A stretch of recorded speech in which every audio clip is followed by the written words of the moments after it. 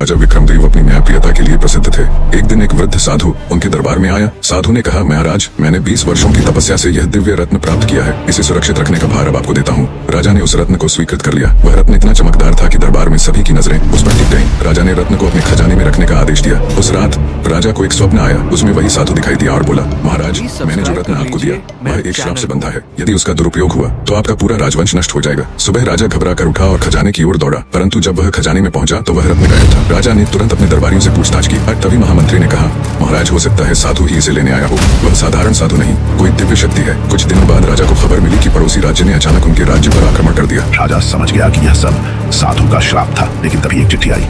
उसमें लिखा था, महाराज, रत्न अब सही हाथों में है। यह श्राप उन पर था जो लोग से ग्रस्त हैं। आप निर्दोष हैं। राजा ने राहत की सांस ली और फैसला किया कि अब से केवल परोपकार में ही अपनी शक्ति लगाएंगे। बाद में राजा को पता चला कि साधु वास्तव में पड़ोसी राज्य का जासूस था, जिसने रत्न चुराकर राजाओं के बीच फूट डालने की चाल चली थी।